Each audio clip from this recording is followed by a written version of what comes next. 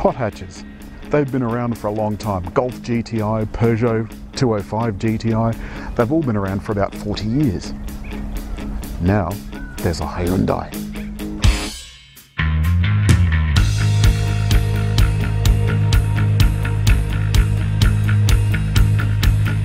Hyundai sent me some bumps, and it's about 15 pages, so I've made a couple of notes.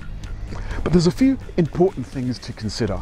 First, this car was developed and designed in Germany under the guidance of head designer Peter Schreier, who's the Kia Hyundai head designer.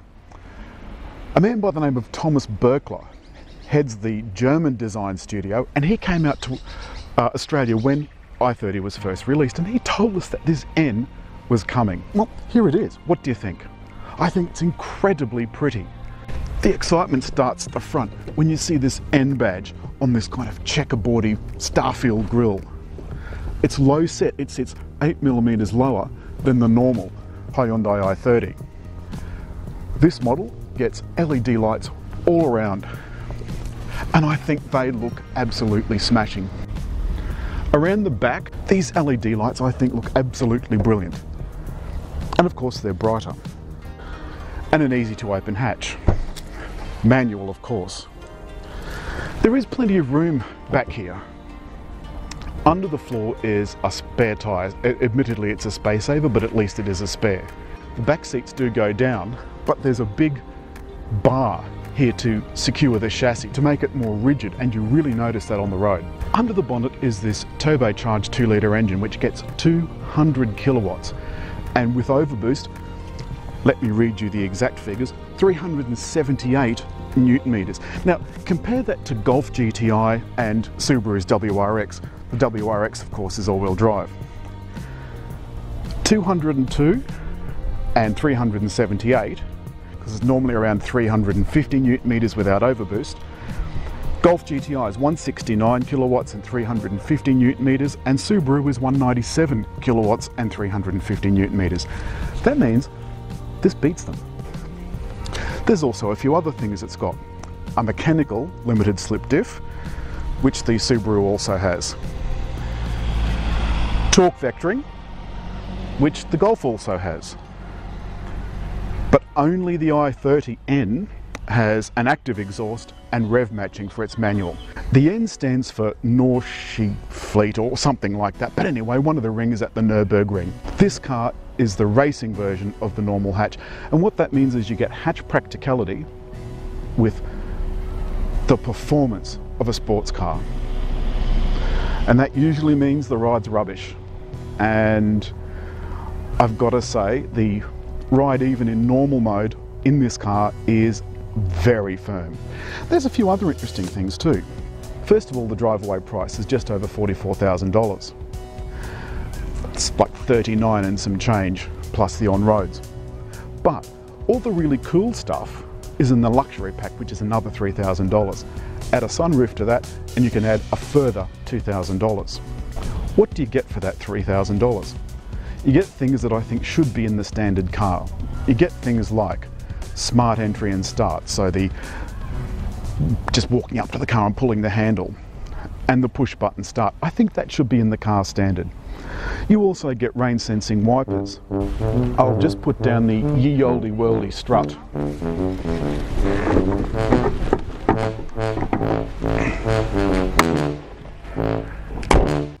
Space inside, it's plenty for a hatch, a 5-seat hatch. The back seat, you'd really want to have 3 small people to fit in, but nonetheless, they say it's 5, and it's certainly got 5 seatbelt places, as well as a couple of Isofix spots for chairs and what have you. As you can see, with the chair set in my place, there's only a finger's distance between my knees and the seat in front. There's also some really neat cargo nets, and I quite like this hexagonal pattern sports upholstery. The front seat is equally comfortable. The steering wheel has 18 buttons.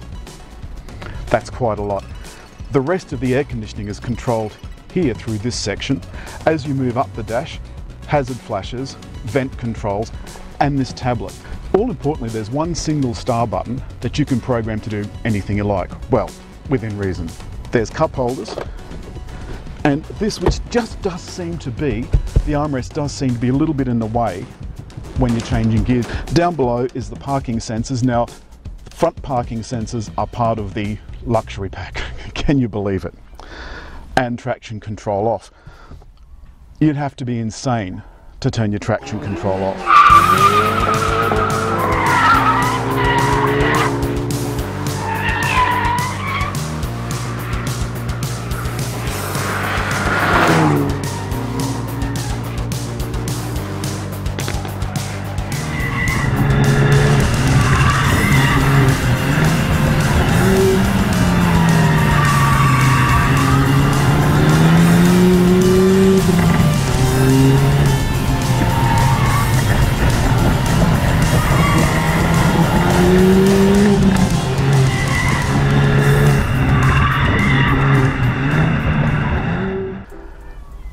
Just another quick word on the dual zone climate control. There's a sync button right where you can get it easily. The first thing you notice about i30N is that it's just like an i30 to drive, just like a normal old run-of-the-mill i30. It's not at all touchy, it's not tetchy, it doesn't skip, the clutch isn't heavy. But the important thing is that this only comes in manual, only manual, that's it. When you press the N button, it livens up no end. See if you can hear this.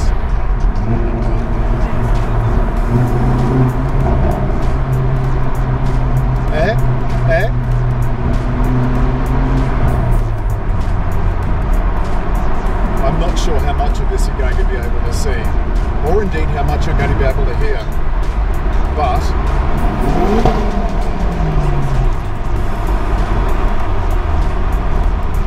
it just makes you smile.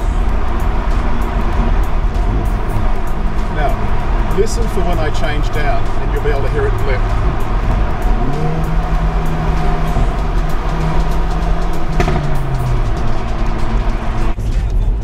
And it makes for very, very quick gear changes and very smooth gear changes, which if you've never used it, you probably wouldn't be aware of. One of the customizable settings allows you to select the rev matching, select a stiffer chassis as if this needs to be stiffer.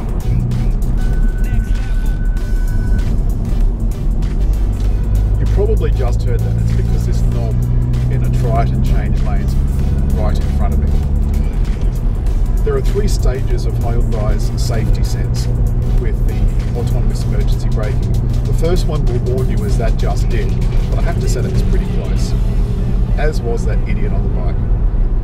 The next stage is applying braking to slow you down.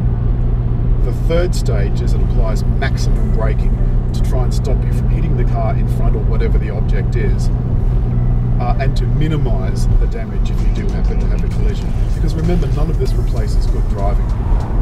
Amazingly, this car has active lane control. It is actually pulling me in the middle of the lane. It's trying to keep me in the middle of the lane. 0 to 100 time is a claimed 6.2 seconds. Not especially fast. But this 202 kilowatt 2-litre turbo is trying to pull over 1,400 kilos of carb. This week we've gone over so many different road surfaces, smooth ones like this highway, road surfaces in the city that are badly potholed, road surfaces with the speed bumps. And I have to say the ride is very firm and most of the time it makes no difference. However, on the road to Wisemans Ferry, which has been badly chewed up by the most appalling illegal dumping, it was unbelievably hard and you felt every single bump. It was on the verge of being miserable. The steering is great. It's electric rack-mounted power steering. It's the more expensive kind. It's precise. It's well calibrated. The gears are beautifully smooth. The acceleration is brisk. And the fuel consumption is reasonable for a car of this power. The other thing is, although you're supposed to use a minimum of 95 RON petrol, it will take stuck somewhere out in the middle of the never never, and you pull up at a Bowser and all it has is E10, you can use that. And even the Wisemans Ferry run, though it was extremely bumpy, was a joy. It switches direction like a cat on carpet. i30N is a peach. That's it for Hyundai i30N. I'm going to rate it at 9 out of 10. It loses a couple of little points here and there for things that I think should be in the base model, if you can call this a base model. It definitely should have smart entry and start, and it definitely should have auto wipers. Others in the segment do. Hyundai claim this is a segment leader. Do you know what? I think it just might be. Let me know in the comments what you think, and don't forget, hit the little round button to subscribe.